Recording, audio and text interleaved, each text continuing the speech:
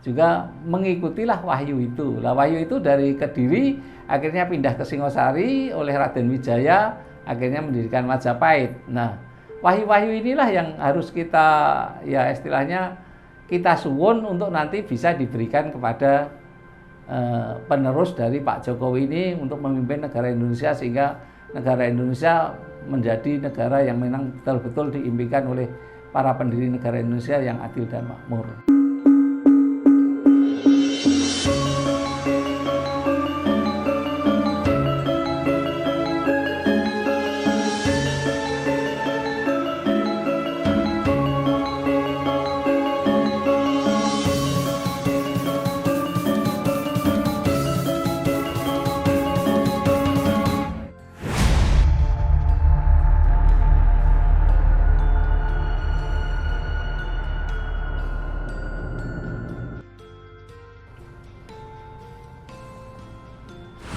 Salam Rahayu Romo Sabto. Rahayu, rahayu, rahayu.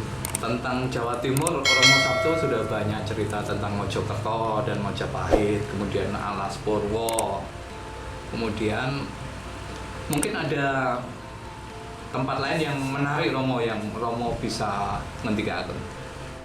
Ya, sebetulnya besarnya Nusantara itu kan ada dua kerajaan yang tidak terpisahkan, Singosari dan Kediri.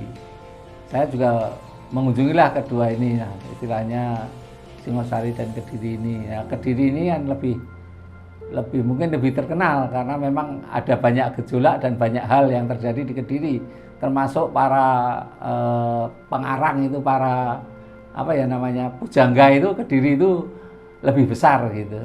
Dan saya dengar Kediri juga menarik itu Romo, sepertinya menjadi pantangan para presiden untuk pergi ke Kediri, kecuali siapa yang berani melanggar dia akan lengser begitu, saya dengar. Terus betul Romo? Ya kalau soal pantangan itu kan kita bisa hindari ya. Kalau Jawa itu sebetulnya ada, misalnya kita hari Senin, Senin Pon misalnya nggak boleh berjalan cari rezeki ke barat, tetapi kan bisa ke timur dulu terus ke barat gitu.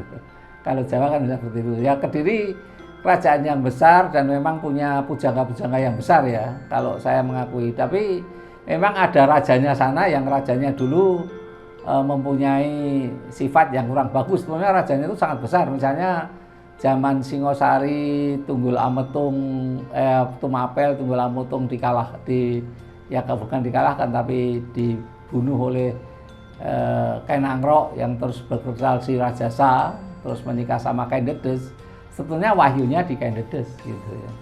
Jadi si Rajasa untuk jadi Kenangrok itu wahyunya di Kendedes. Kendedes itu putri yang sangat cantik, punya karisma sangat luar biasa. Akhirnya ya memang mengangkat Kenangrok bergerak di Singosari menjadi besar, bergerak si Rajasa.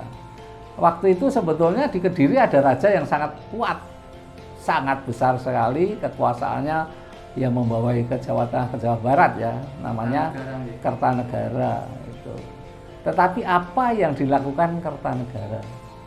Kertanegara itu mengangkat dirinya ya segala-galanya. Jadi dia sebagai dewa gitu. Dia setengah dewa. Jadi kalau sebelumnya itu pada menyembah itu melalui biksu atau melalui bedanda pendeta yang ada di sana, sekarang itu dan rajanya menghormati pendeta bedanda biksu itu, tetapi Kertanegara tidak. Kertanegara semua orang, saya adalah dewanya, kamu menyembah saya. Karena memang di Jawa ini sebetulnya sudah lama ada Buddha sama Hindu itu jadi satu. Itu sudah tergambar di Jogja. Jogja itu ada Candi Prambanan, tapi jarak 500 sebelah kirinya jadi Buddha.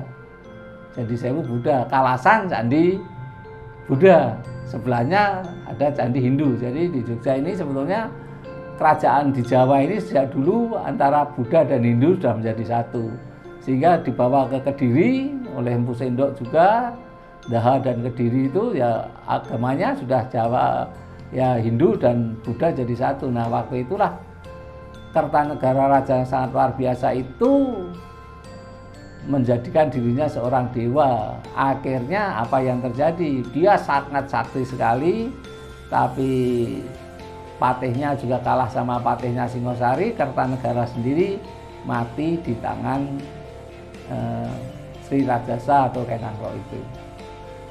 Tapi apa yang terjadi? Kediri memang tetap terkenal ya, karena pada pemerintahan berikutnya kita tahu bahwa di Kediri juga turun, dipercaya gitu, Bathara Wisnu turun di Kediri menjadikan menyatu berdiri bersama Jayabaya. Di situ juga Eyang Ismoyo Sabdopalon turun menjadi pendamping Sabdopalon. Zaman itu namanya Bancak Doyo. Itu menyatu mendampingi Jayabaya. Di situ juga banyak penulis terkenal yang akhirnya keluar juga buku Barata Yuda versi Kediri. Pujangga yang dimaksud terkenal itu termasuk Jongko Joyoboyo itu ya, Romo Joyo. Berarti Joyoboyo gitu nih Romo. Ya, kalau hasil-hasil pujangga itu sebetulnya yang dihitungkan juga rajanya aja. Tapi apakah Jayabaya dari situ, itu tulisan yang aslinya kelihatannya belum terbuka, karena sebetulnya Jongko Joyoboyo yang ditulis ini kan ditulis oleh Kanjeng Ngabei Ronggowarsito. Jadi tapi cuma itu ditulis bahwa itu adalah sebagai Jongko Joyoboyo. Tapi memang Jongko Joyoboyo, zaman Joyoboyo itu zaman keemasan para pujangga yang luar biasa, sehingga menghasilkan luar biasa banyak. Mungkin Ronggowarsito mempunyai catatan dari situ, lontar lama gitu, karena lontar itu memang banyak sekali. Dia mempelajari ke Bali atau ke Lombok, menemukan lontar peninggalan pujangga-pujangga dari Joyoboyo itu. Berarti yang Ronggowarsito itu menulis Jongko, menerjemahkan atau menulis ulang Jongko Joyoboyo. Jongko Joyoboyo itu sendiri ditulis kemungkinan oleh pujangga-pujangga zaman Prabu Joyoboyo nggih, Romo nggih. Bukan Prabu Joyoboyonya sendiri nggih. Tapi kita yakini bahwa Prabu Joyoboyo itu kan titisan Wisnu. Jadi dia titisan Wisnu, kemungkinan si penulis itu adalah Jongko Joyoboyo garis besarnya ini. Nah, terus dituliskan oleh katakanlah sekretarisnya gitu. Ya, pujangganya itu bisa menambahi hal-hal, tapi yang memang semua yang ada itu adalah dituliskan oleh diinspirasikan oleh Prabu Joyoboyo. Jadi dari semua cerita menarik tentang Kediri tadi, Romo, hal yang paling menarik yang paling membuat Romo harus ke Kediri menapa, Romo? Ya, Kediri itu kan dari Mataram kuno yang berasal dari Jogja dan Jawa Tengah ini, dari sekitar dari Candi Songo sana sampai Borobudur sampai Prambanan ini. Waktu terjadi gempa besar di Jogja, waktu itu Candi Prambanan, Borobudur runtuh semua, akhirnya sama Empu Sendok dibawa ke sana. Ini adalah penerus wahyu keturunan yang mendirikan kerajaan besar di Nusantara. Lah kalau saya ke sana, ke Kediri, ke Singosari, juga mengikutilah wahyu itu. Lah wahyu itu dari Kediri akhirnya pindah ke Singosari oleh Raden Wijaya, akhirnya mendirikan Majapahit. Nah, wahyu-wahyu inilah yang harus kita, ya istilahnya kita suwun untuk nanti bisa diberikan kepada penerus dari Pak Jokowi ini untuk memimpin negara Indonesia, sehingga negara Indonesia menjadi negara yang memang betul-betul diimpikan oleh para pendiri negara Indonesia yang adil dan makmur. Jadi boleh dikatakan Romo mengikuti jejak dari Wangsa Sailendra, kemudian zaman Empu Sendok jadi Wangsa Isyana, pindah ke Kediri, pindah ke Singosari, lanjut Mojopahit sampai Mataram gitu ya, Romo. Yeah. Wahyunya diikuti terus gitu, Romo. Yeah.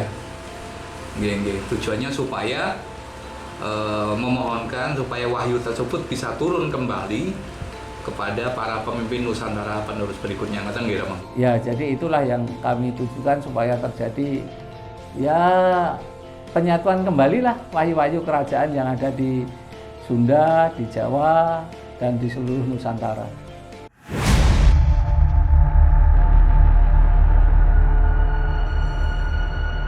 Terima kasih Anda berkenan subscribe untuk membantu mengembangkan channel ini.